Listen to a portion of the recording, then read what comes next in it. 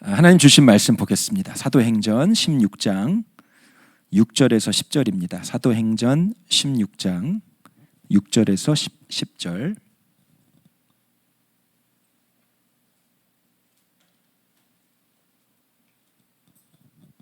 제가 한 절, 여러분이 한 절, 같이 한 절씩 읽고 마지막 10절은 합심해서 읽겠습니다.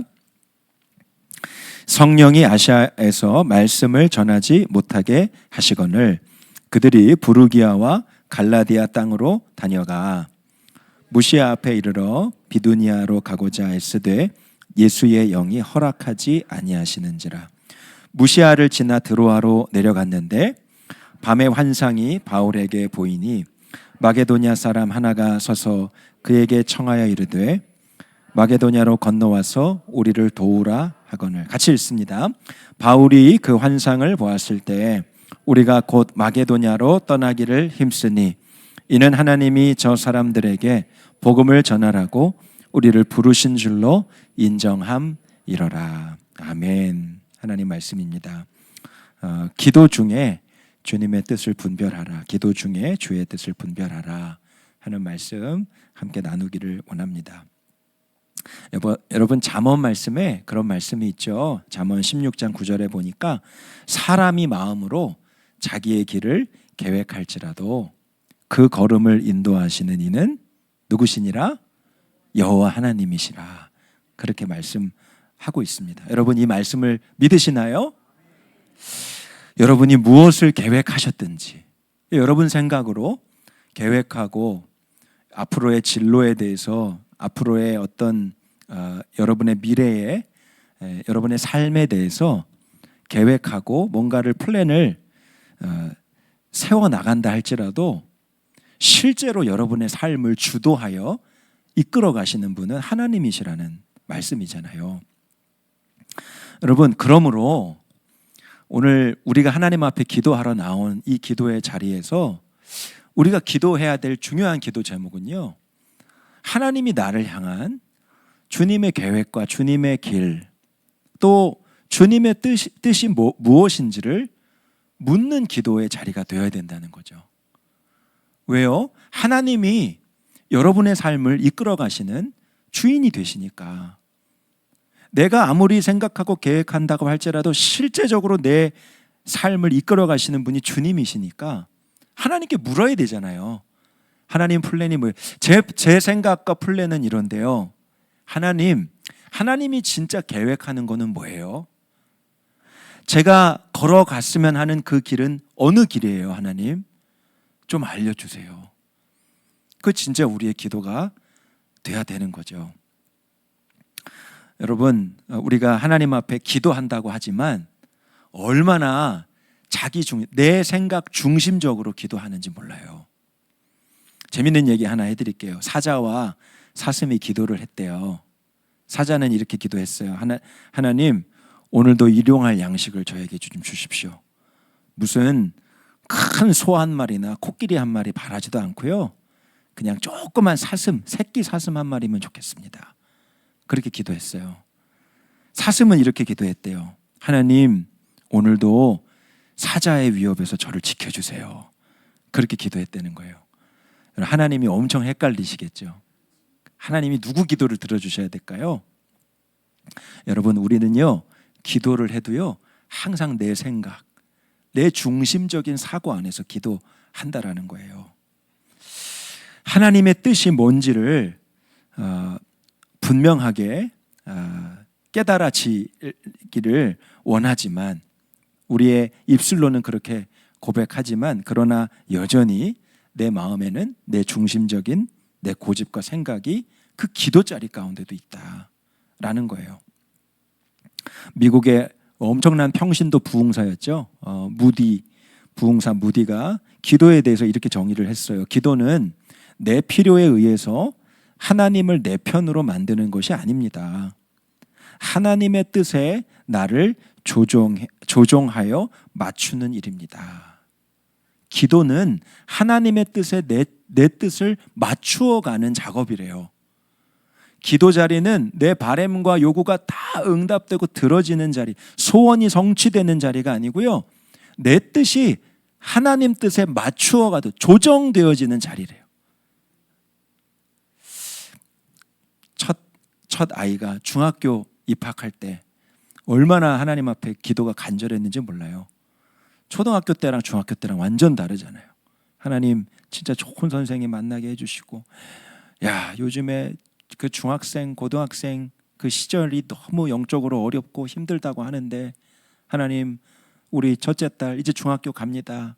하나님 좋은 친구들 만나게 해주시고, 좋은 선생님 만나게 해주시고, 하여튼 좋은 환경에서 그렇게 공부할 수 있게 해주세요.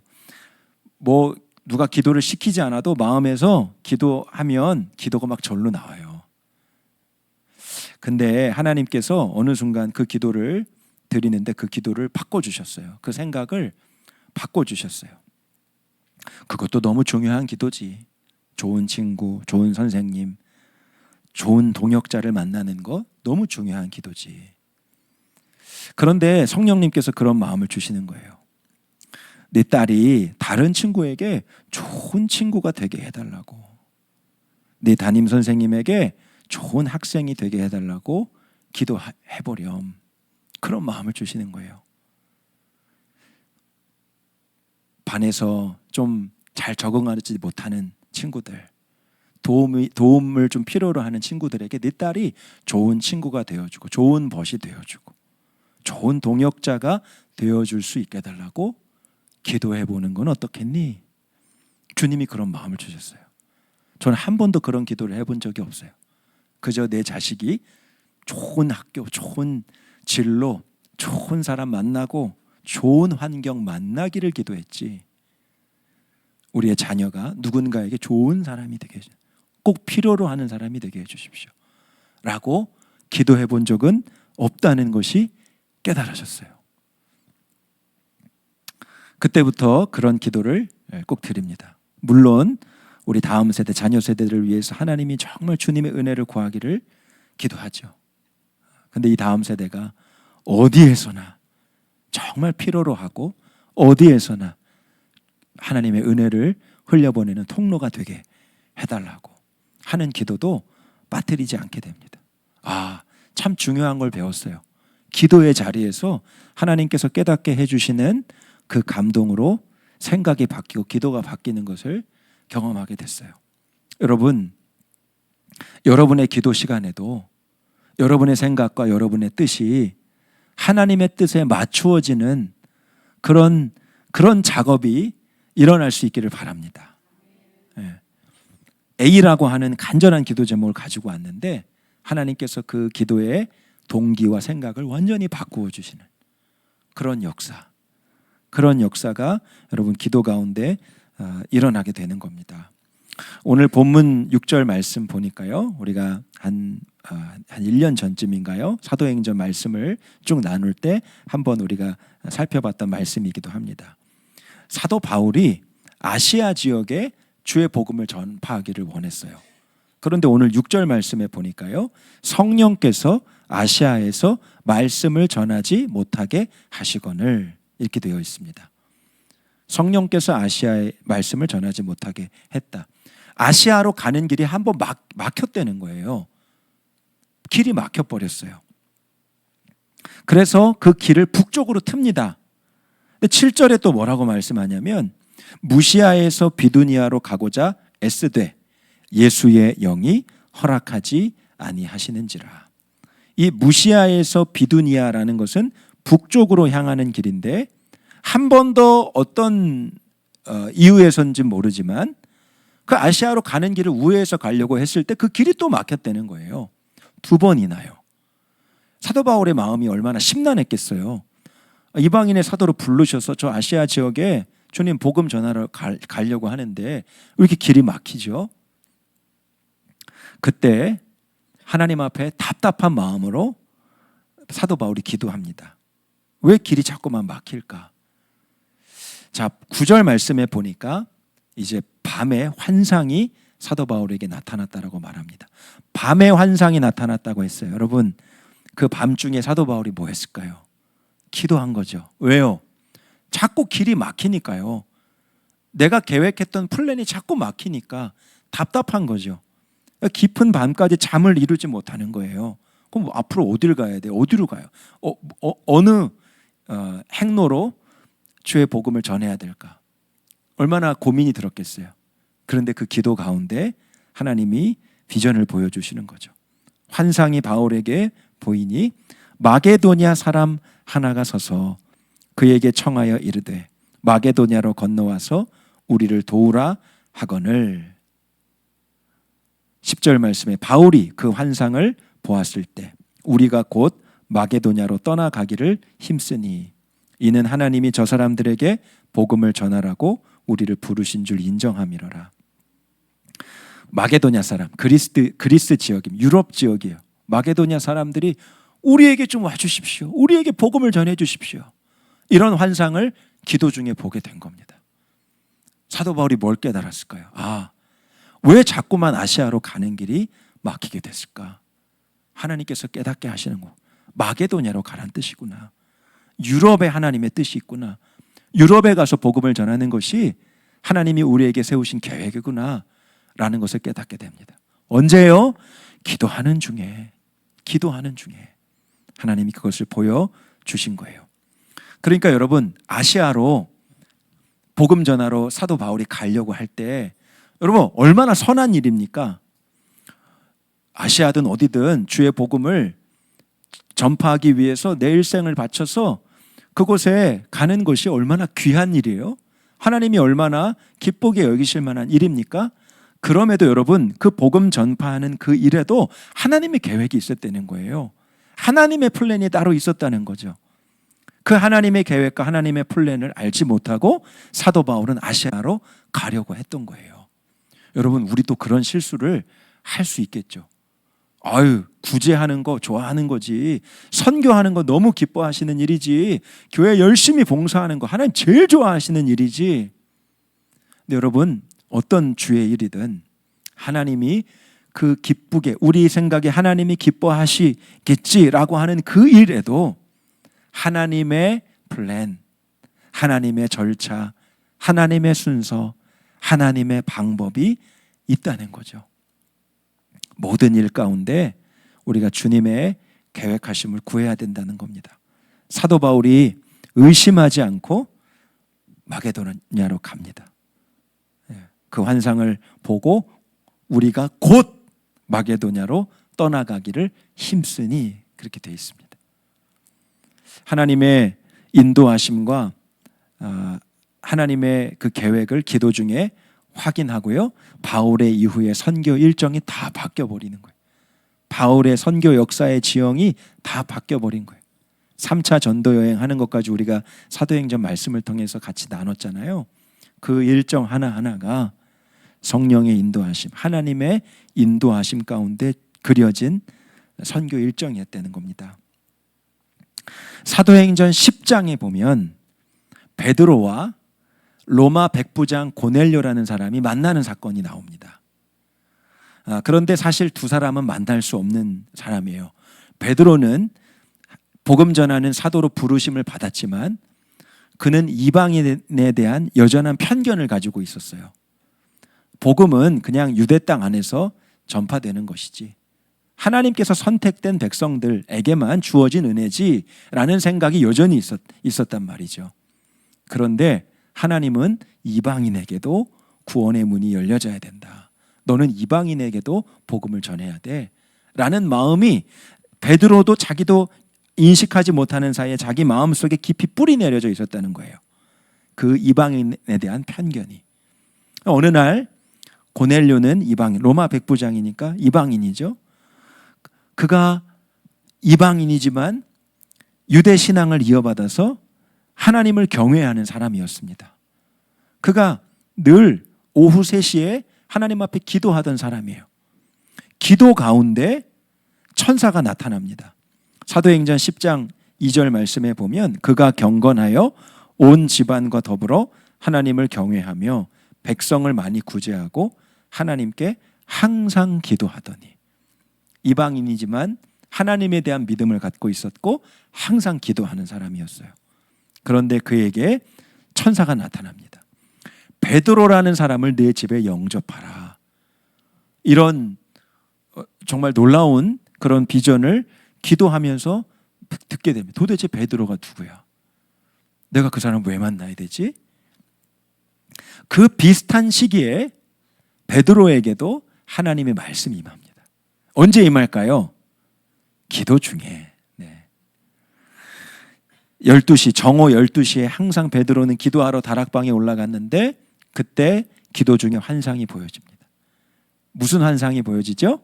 큰 보자기에 짐승이 막 담긴 큰 보자기가 내려오는데 그 짐승은 유대인들이 먹지 못하는 그런 짐승들이었어요. 그런데 하늘에서 음성이 나타나는데 이 음식을 잡아 먹으라. 베드로가 소스라치게 놀랍니다. 못 먹어요. 우리가 못 먹는 음식 아닙니까? 왜 자꾸 그 음식을 먹으라고 합니까?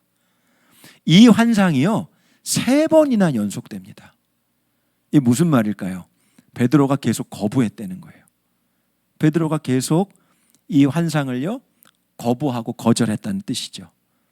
이방인의 사도, 복음이 땅끝까지 전파되는 사도로 부름을 받았지만 이방인들에게는 여전히 편견이 베드로 안에 있었다는 거예요.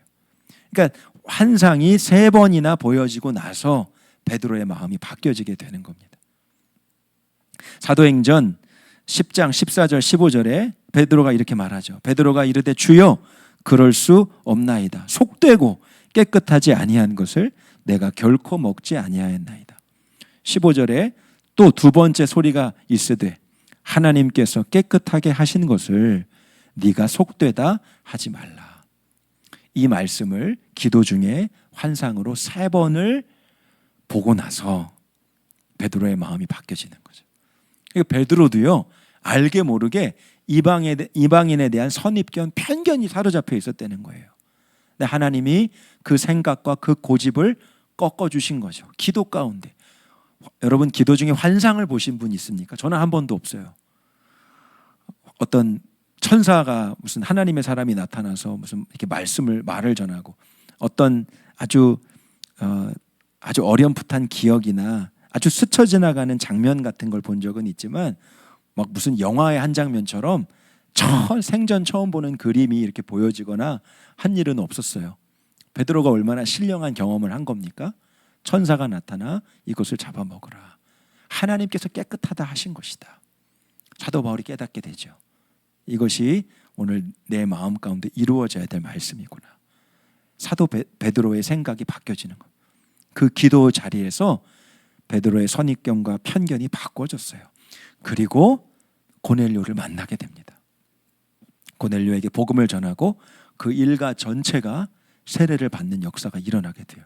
이것이 이방인 선교의 문이 열려지는 놀라운 사건, 사도행전에서 아주 놀라운 사건이 됩니다. 이방인 선교의 문이 활짝 열려지는.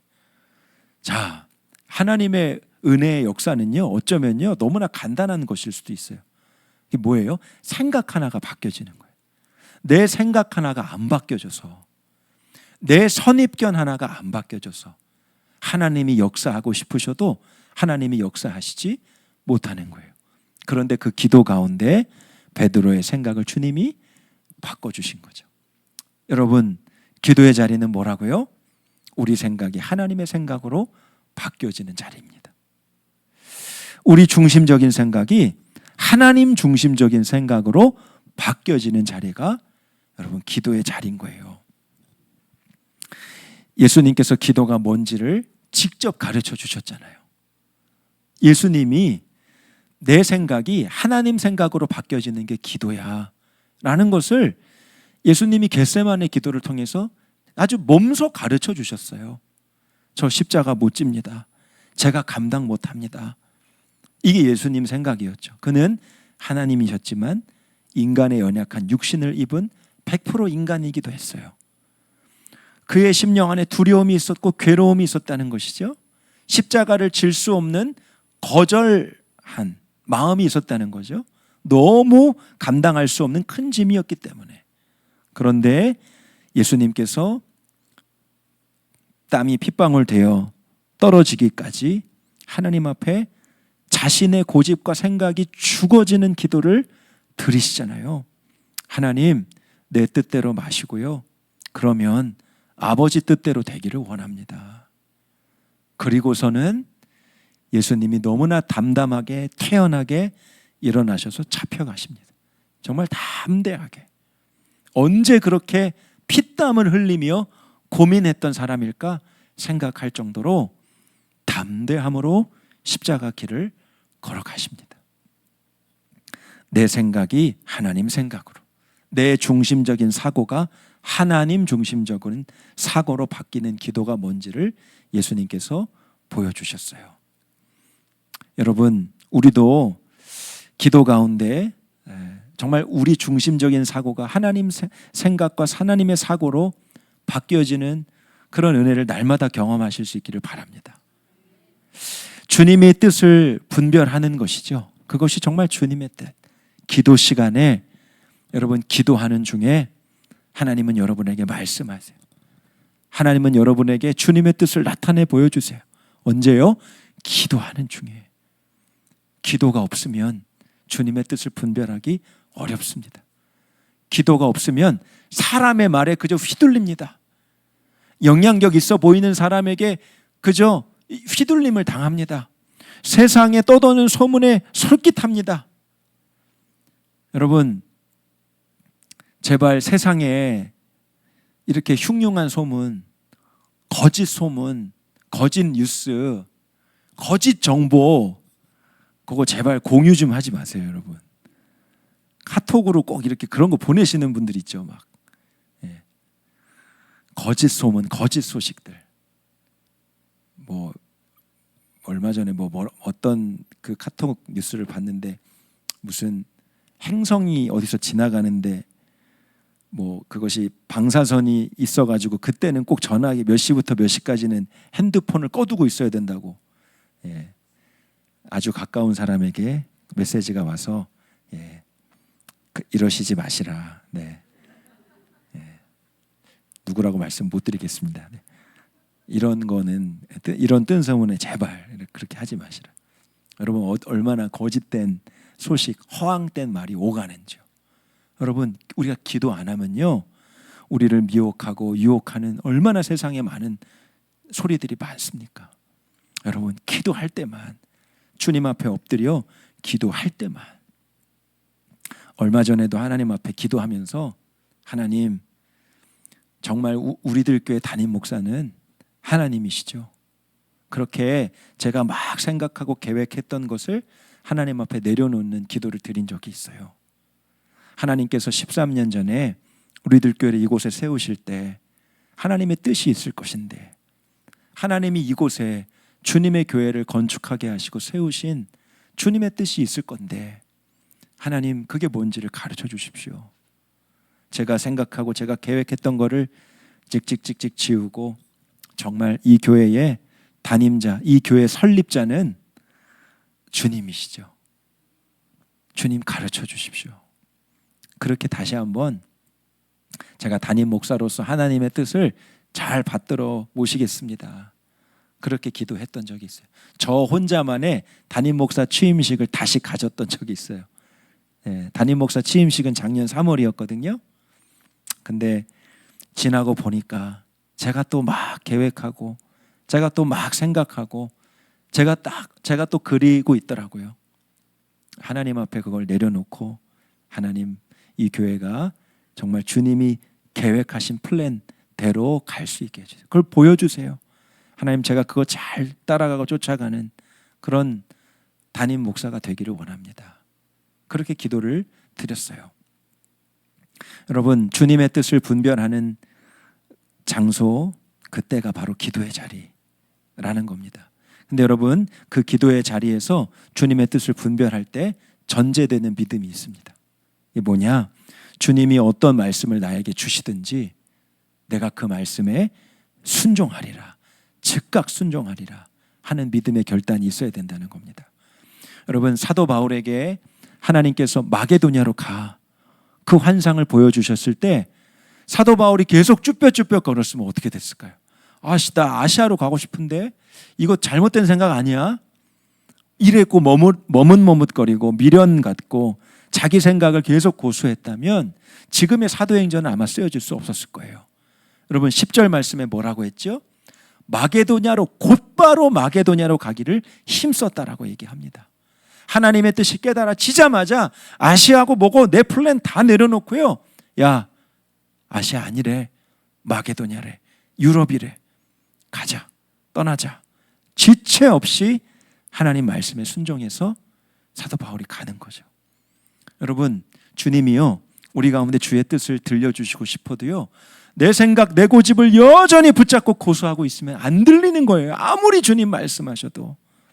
우리 가운데 먼저 주의 뜻을 보여주시면 제가 순종하겠습니다.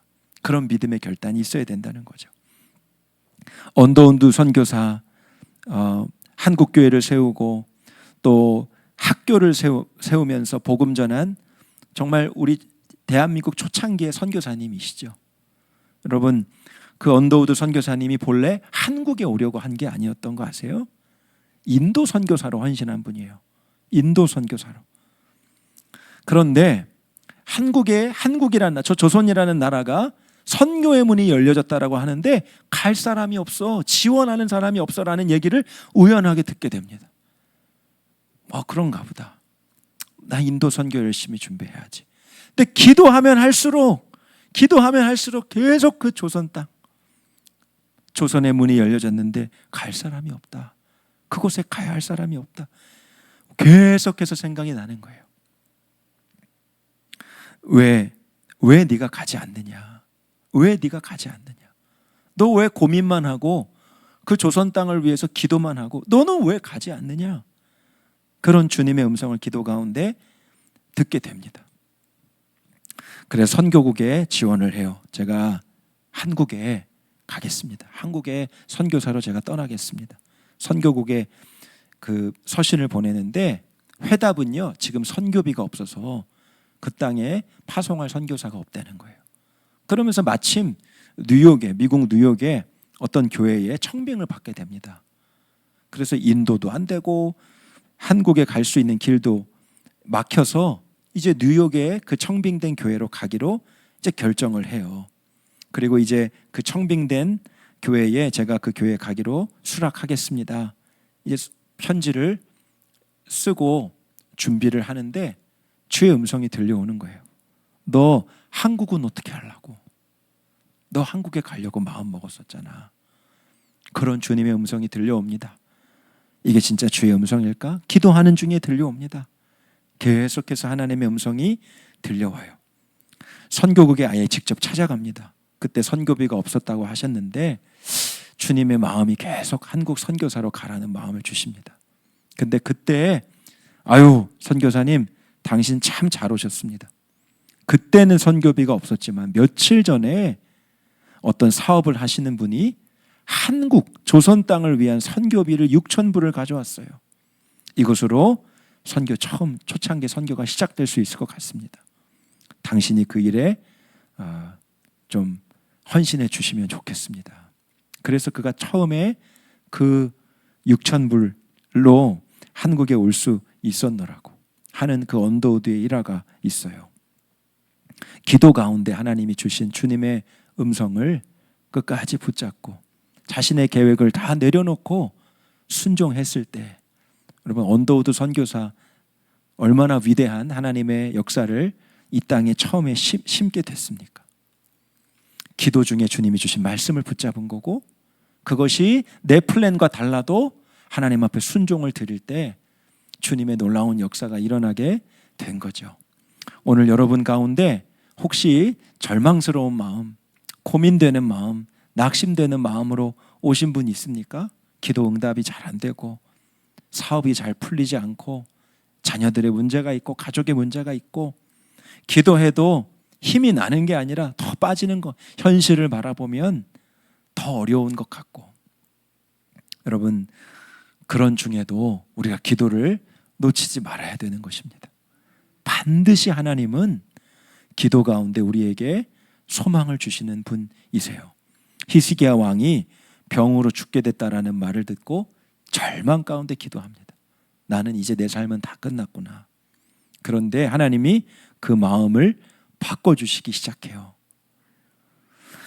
이사야 38장 11절 말씀에 고통 중에 히스기야가 하나님 앞에 기도하는데 하나님이 그런 마음을 믿음의 확신을 주세요. 같이 읽어보겠습니다. 보옵소서, 내게 큰 고통을 더하신 것은 내게 평안을 주려 하심이라.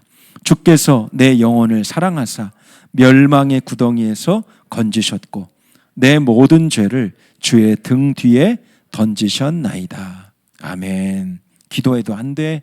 기도해도 어쩔 수 없어. 기도해도 나는 나을 수 없을 거야. 이 생각으로 팽배했던 히스기야 왕에게 하나님이 소망을 주시는 거예요. 어떤 믿음을 주시냐? 내게 이 고통을 주신 것은 하나님의 평안을 나에게 경험하게 하시려고, 하나님이 주시는 평안이 뭔지를 깨닫게 하시려고 이 고통을 주신 거구나라는 믿음의 확신이 기도 가운데 일어납니다. 그러면서 그 확신 가운데 계속 하나님 앞에 기도할 때 하나님이 히스기야의 인생을 15년이나 더 하게 하시죠. 그가 병에서 낫게 되고 그의 생명을 하나님께서 연장시켜 주시는 그런 역사를 경험하게 됩니다. 여러분, 기도의 자리에서 우리의 플랜이 하나님의 플랜으로 바뀌어지는 자리일 뿐만 아니라 우리의 인간적인 생각과 슬픔과 절망과 낙심이 하나님의 소망과 하나님의 위로와 하나님의 평강으로 주님은 또한 바꾸어 주시는 자리이신 것을 여러분 믿으시기를 바랍니다. 기도는 이렇게 복된 자리입니다. 기도할 때만 누릴 수 있는 은혜인 것입니다. 여러분, 1시간 기도 열심히 책 읽고 30일 기도에 함께 하셨다면 날마다 여러분 그 기도의 자리로 나가실 수 있기를 바랍니다. 주님이 여러분의 계획을 바꿔주실 겁니다. 여러분의 낙심된 마음을 소망의 마음으로 바꿔주실 겁니다. 날마다 그 기도의 힘으로 삽시다. 옆에 분에게 그렇게 고백해 주세요. 날마다 기도의 힘으로 삽시다. 한 번 더요. 꼭이요. 네, 네. 정말 말로만이 아니라 날마다 그 기도의 은혜로 살았으면 좋겠습니다. 우리 함께 찬양하고 기도할까요? 오늘 주신 말씀을 기도하고 우리 찬양했으면 좋겠습니다.